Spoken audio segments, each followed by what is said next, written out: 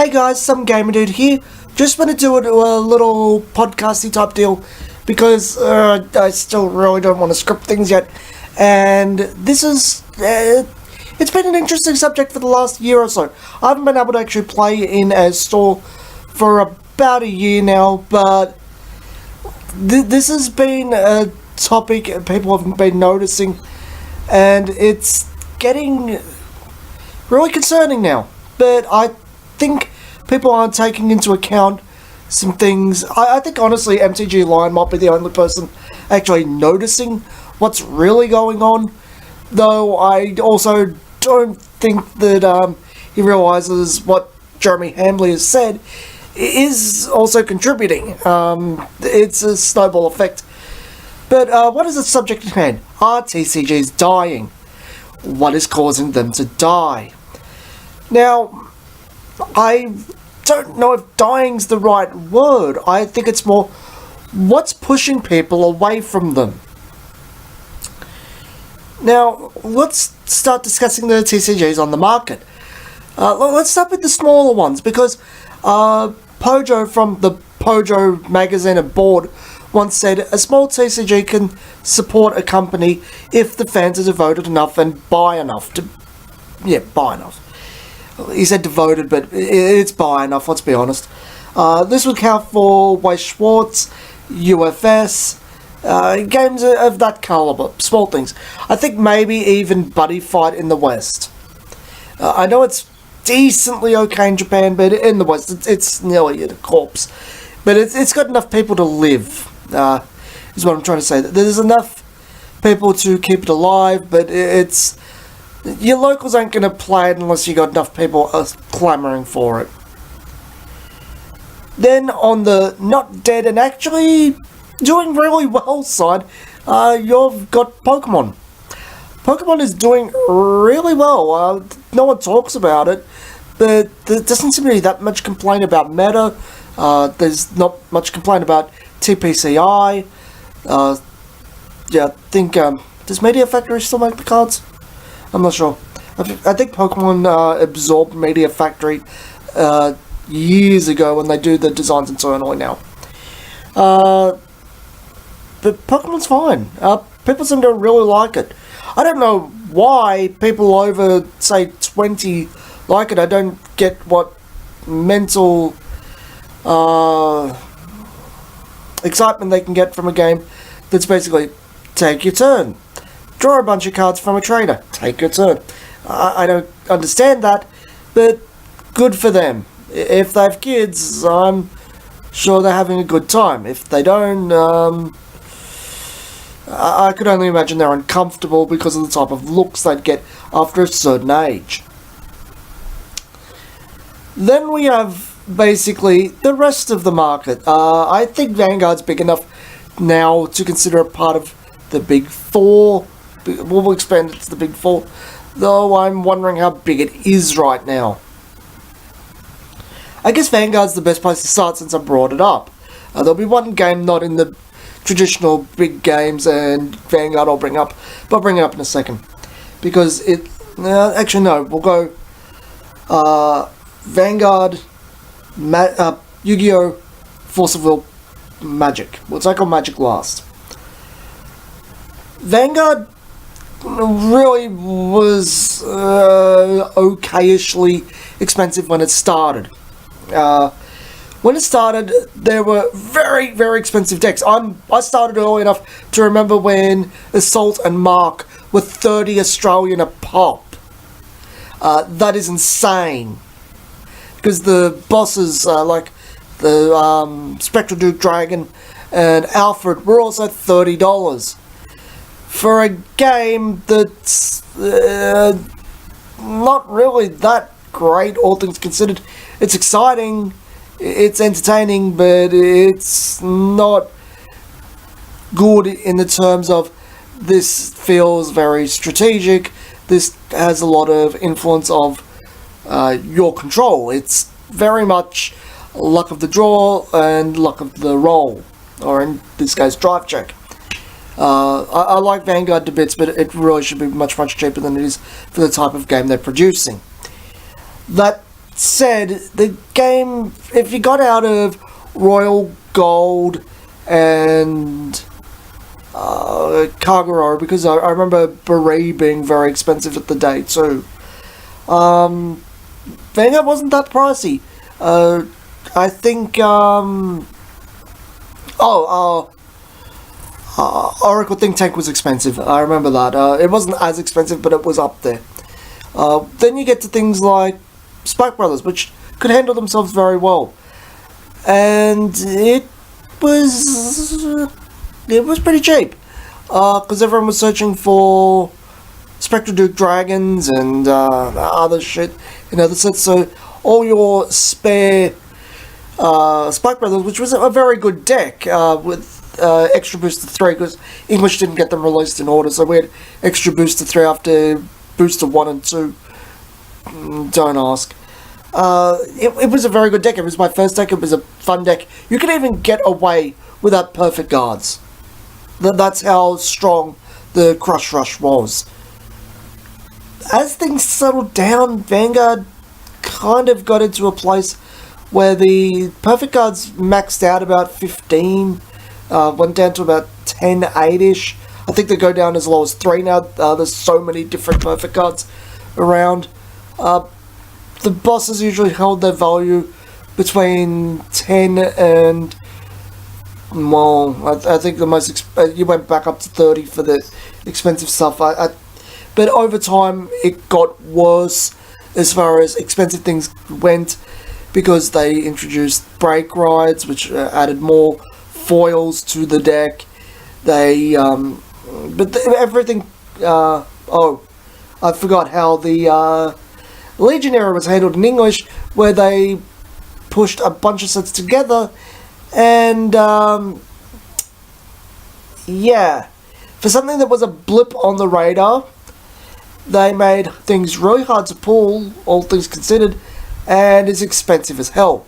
But something that was, again, a blip on the radar, it was going to get replaced in a few months.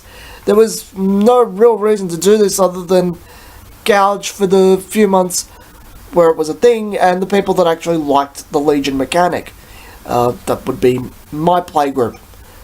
My playgroup started to fall apart with the G units. I'm personally a fan of Break Ride. It took me a long time to realise I liked the Break Ride format, but it is my favourite. But as things went into the G units, we saw the game change dramatically. It shifted from this grade 3 focus to this. The grade 3 is basically a whore for your extra deck to stride upon. The whole my avatar thing was thrown to the wayside in a lot of ways. It's still kind of there, but it's in no way focused upon. We saw Aichi and Royal Paladins thrown to the side for the edgy Doctor Who dragons. But I think most damaging of all, Vanguard was gradually made very, very expensive. It first started with the extra sets getting an extra triple rare, upping the difficulty of drawing a specific triple rare out of box, because you only got one in an extra set by about 33%. I believe that's the maths. It went from half the time you got what you wanted to 1/3 of the time. Then the G unit itself made the game more expensive. They created a card that could fit into a ton of decks, but chucked it at a high rarity to increase sales. That type of card got a high amount of interest in them and kept a decently high price. And because of the high interest in it from every deck of that clan, it was worth the price in a lot of ways until it got superannuated. This kind of continued on, and they produced a higher rarity than triple rare. Then they changed the boxes, which effectively made things harder to pull as well. It's not in a good place. For all the crap Konami gets, Vanguard needs to take a lesson from Konami and make things a little easier to pull. Because at the moment, I remember when Vanguard, an expensive deck was about $250 Australian. I remember when Shadow Paladin, a fully built one, was out, and you're going, Struth, that's a lot of money. I'm happy playing Eldona, thanks. You can keep your Phantom Blaster Overlord. And Phantom Blaster Overlord wasn't even a good deck. It just was expensive because of who it was. Now today, because the extra deck exists, it's big, it's full of foils. The deck, both triple rares, the grade 3s are foils. There's just a ton of foils in the deck now. I don't even know why they print common and uncommon at this point. I mean, sorry, common and rare. I'm seeing decks go at the low end at 250 and the high end at 500, not 5,000, 500. This also coincided with the game seemingly going down in players. I kept the tabs on the trade group because I wanted to update some things. I'm probably just going to print out proxies at this rate, because when am I going to the tournament? A lot of my locals are dead for it. This coincided with, you gradually just saw a lot of people pushed out financially from the game. The game is dramatically too expensive. And the way the legendary decks are handled, that you need more triple rares, more generation rares, probably more of those Zenith rares, I think they're called. Now, you just need more. The legendary decks don't help anything. They get you a start, but you're going to end up replacing a lot and adding a lot. The G-Zone chucking up to 16 from 8 also did not assist things getting balanced. They made things more expensive. If Vanguard is on the decline, it's because the game is dramatically too expensive.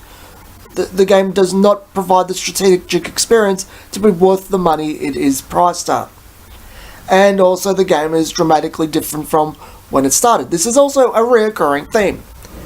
So I said we'd tackle Yu-Gi-Oh! Next. And Force of All Their Magic.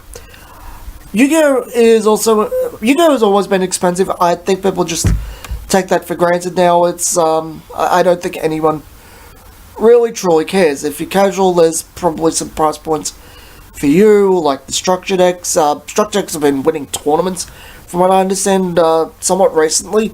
So I'm not sure the kind of power they're putting in those. But sorry, it's still before 7 AM here.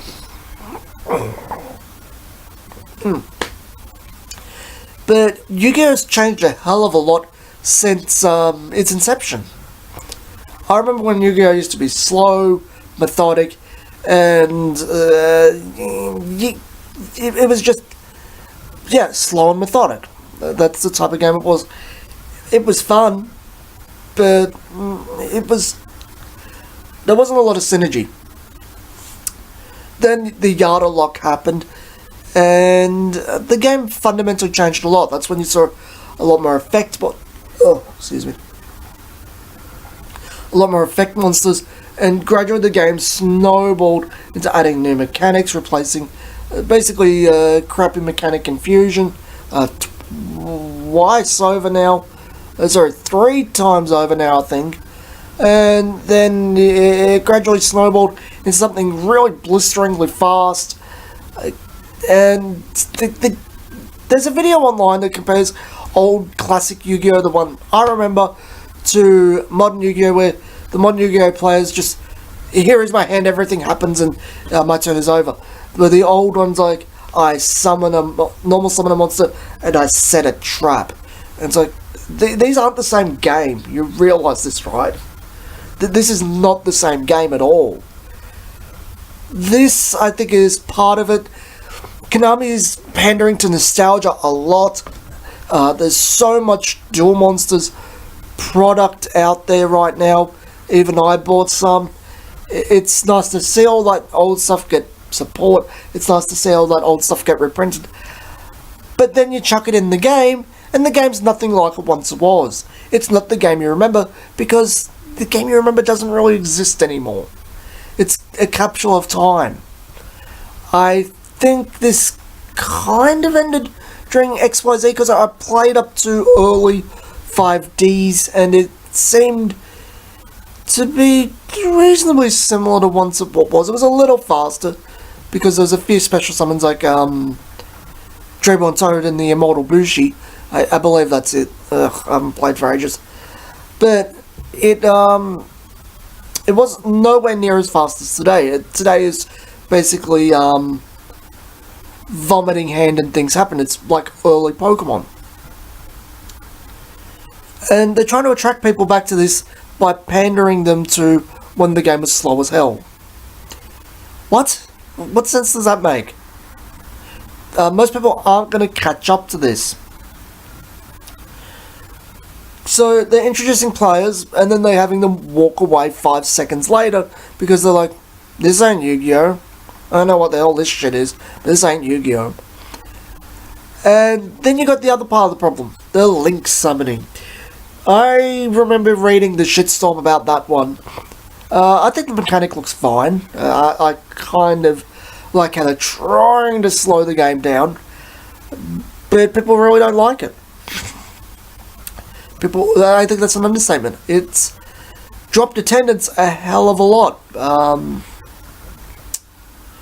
There's nothing more you can really say. People do not like what you've done with the game. They're not going to play.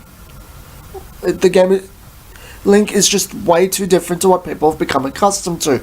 And unlike XYZ and the XCs and the Synchros, people aren't adjusting.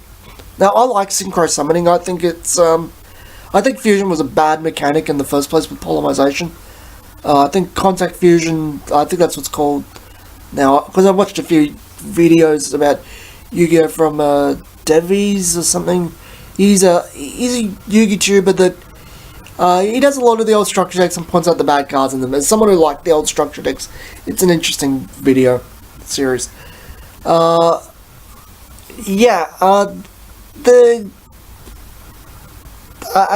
think some of the updates they did to the card types were necessary and helpful and advanced the game.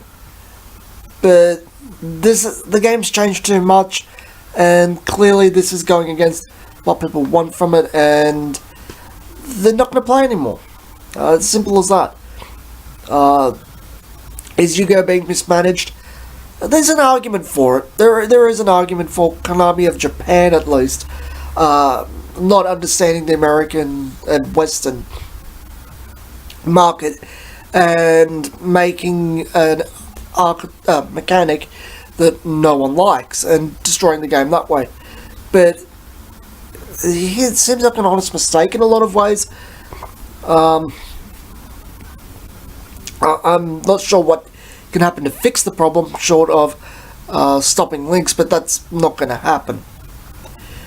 Likewise, Link Duels, I think it's called, on the PC and phones, seems to be doing really well, and it's more like classic Yu-Gi-Oh! So maybe in a lot of ways Yu-Gi-Oh! Needs to go back somehow to being slow. This is what people want from it. They just don't like the restrictions of the link summoning.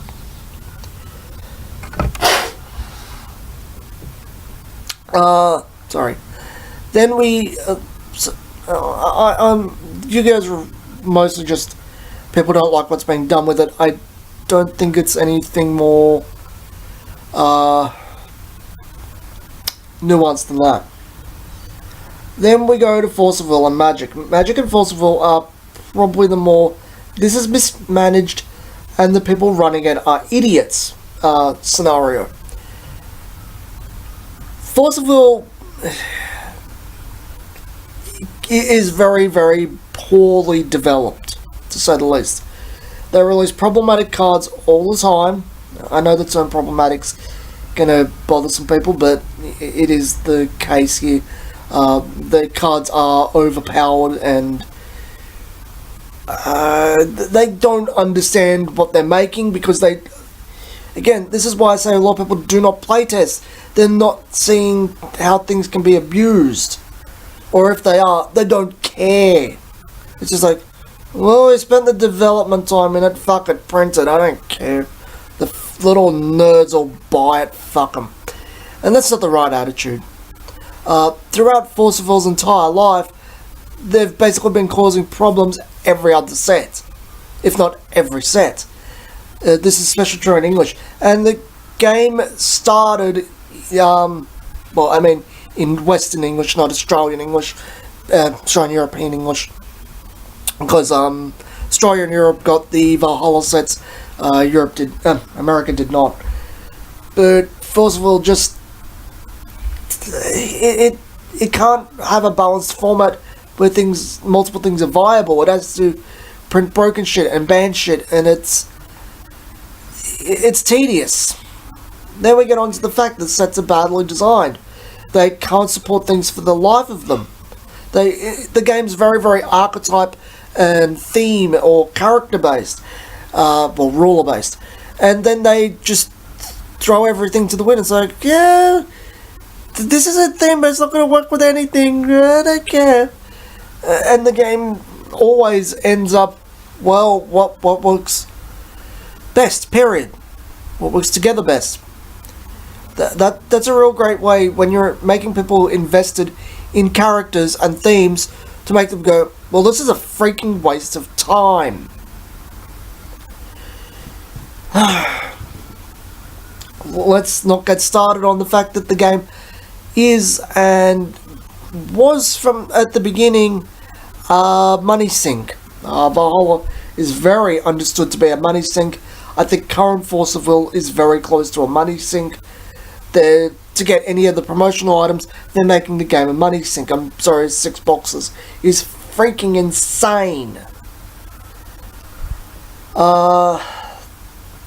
Then we get to the fact that they got their handling by, I think it's ARG in the States, alternate reality games, sorry, cut for running the Grand Prix. And they have to do it themselves, and they're doing a bad job of it. And then we get to the fact they got the representation for the English game in Japan. The guy that was running the English side of the game, more or less, he got kicked out of the company for some reason. Ended up doing a Kickstarter called Notice Me Senpai. Jordan Blanco, I think his name is. Who was basically, and I can't believe I'm saying this because Mark Rosewater is pretty crappy already, a crappier Mark Rosewater. If you don't know who Mark Rosewater is, it's the face of the Magic design team, and he's very coy on a lot of shit, and it's annoying. He just can't straight up say, I can't say. Not yet. He's coy about things, and it's infuriating, and he says some things that don't make sense. Jordan was like that, except worse. And I've noticed ever since people got sick of Reflect Refrain in the middle of the Alice cluster, the game's gradually been losing players fast. The locals are starting. I think they've stabilised now, but a few of them died. The community participation on the forums, this goes for Vanguard as well, is all-time low. It's just fanzine. A fan-run game for a fan-run expansion for a dead game gets more community input than Force of Will. It gets more community input than Vanguard does now. I don't think that's a healthy place to be in. I don't think Force of Will is going to last much longer. They're putting all their attention in a game that only appeals to a very concerning part of society, which is this game's casters. You can look it up. I'm not bothering. I'm putting pictures over this video. And a couple of sets in, one set in, they've already got a set exclusive to Japan. Because that makes sense. The companion game, which is meant to be the masculine counterpart to Caster's little girl thing. This game's called Architect. It's still not out yet. Force of Will's been cancelling projects right, left and centre, like a Force of Will themed Dungeons and Dragons type deal. Force of Will movie been cancelled. There's just a lot of rumblings at this company, and they don't even do the animated preview for the new set. I mean, like motion comic animated, it's a truly animated, but they're not even doing that. They've cut everything down to the bare bone. Lastly, Magic. Oh boy. Magic. Now, Magic's said to have something like 21 point something million players, and this has gone down by 9 point something to 12 over the last 3 or 4 years. I'm not sure I believe the 21 something one, like I don't believe the 50% of players are female. I think you might only get up to that numbers in Pokemon, to be honest. The current water to 35% is probably closer to truth. I'd say it's probably somewhere in between. Magic's been... for Wizards of the Coast has been wearing a political agenda on their sleeve for a while now. Whether you think that this is not something to bat an eye about, or you feel forced out of the game is depending on your own politics, I guess. But, and I don't think this is part of it. There are going to be a lot of people feeling forced out by the politicizing of Magic the Gathering. I do think Jeremy Hambley, Unslave Media, is right about this, but I don't think it's that high of a percentage. I think MTG Lion is probably more correct about what's going on. The card quality is freaking terrible. From what I understand, not that I've dealt in fake Magic cards, I'll print my own fake Magic cards, thank you, but actual fake Magic cards from China are better quality paper or cardboard than actual Magic cards now. They don't bend from temperature and just the weight of their own existence. Magic cards right now, and they're starting to get this way in Innistrad, which is, Shadows of Innistrad, were bending upon themselves. They're low quality. And that's not going to... They're faulty product. No one's going to pay for this. No one's going to stay around for it. Coupled with that,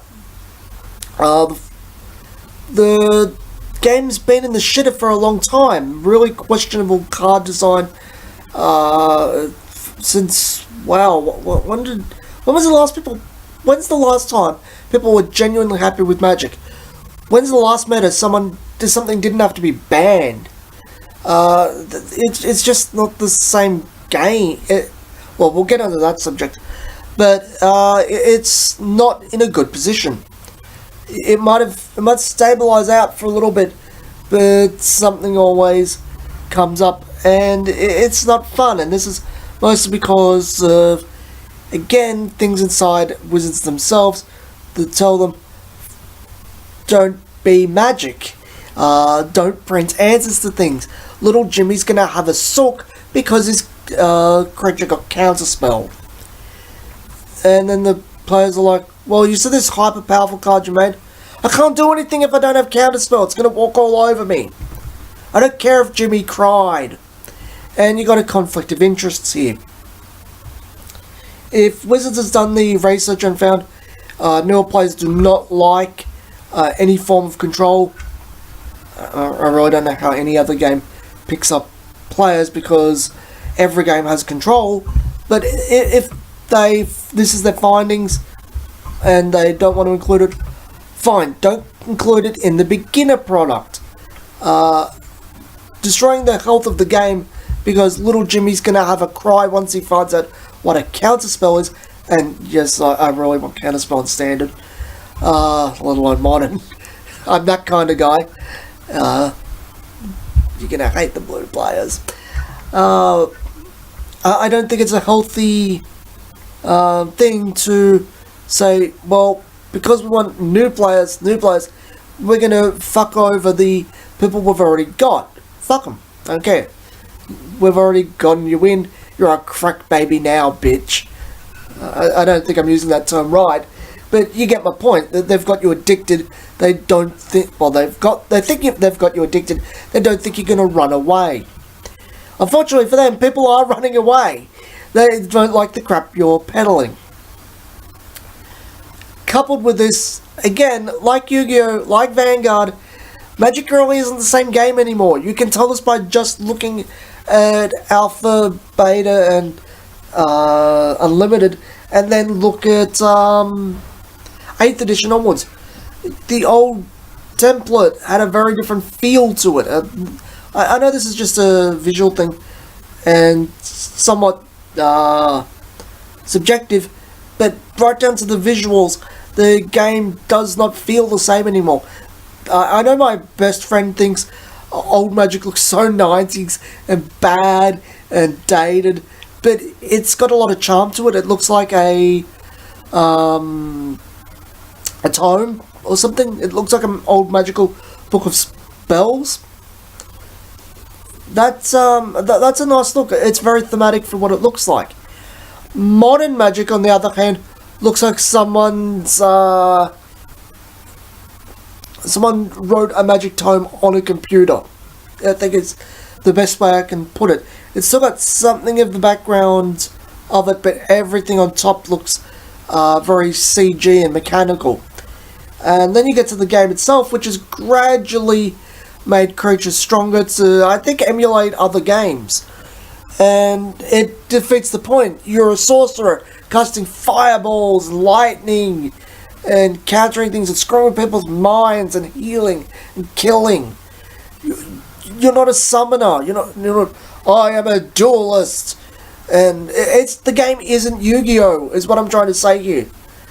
But for the longest time as I can remember, from the time I've been interested in Magic and what I've been reading and what older players say, Magic's been trying to make monsters more important. And it's changed the game. It's changed it dramatically.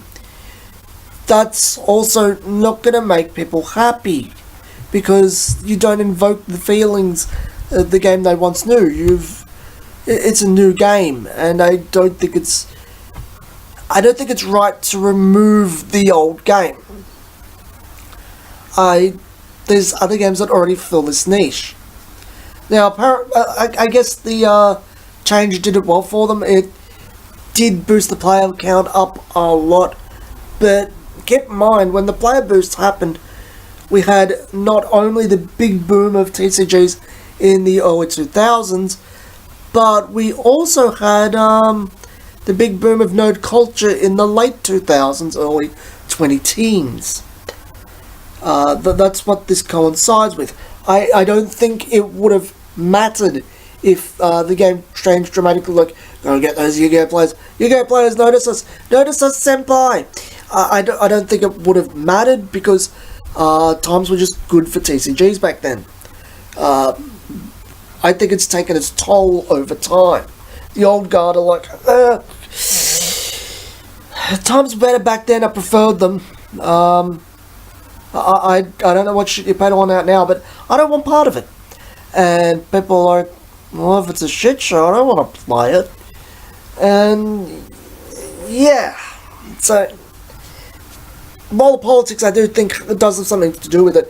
I do believe companies should stay neutral as to not annoy people on either side into the point where they're just fed up with you and want to leave. I think it's more to do with the quality of the game, the quality of the product itself, and just the quality and what they've done and how Magic's morphed. But here's the real question: are TCGs dying? Are they dying? No, I don't think that's the case. I think it's more every game but Pokemon has special circumstances it's got to combat. I don't think this is a good thing. Local game stores are going to suffer because of the arrogance and greed of Wizards and Bushiroad, and the ineptitude of Konami and Force of Will. But are they actually? Well, you're not going to have a place to play them, which means that yeah, it might eventually mean it, but I've heard of game stores survive without Magic, So I think it's more a regional thing too. I think we might see a shift in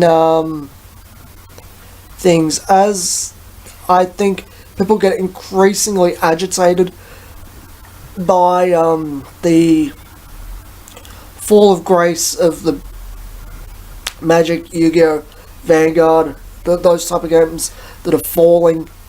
I think we'll see competitors arise that won't make a lot of the same mistakes.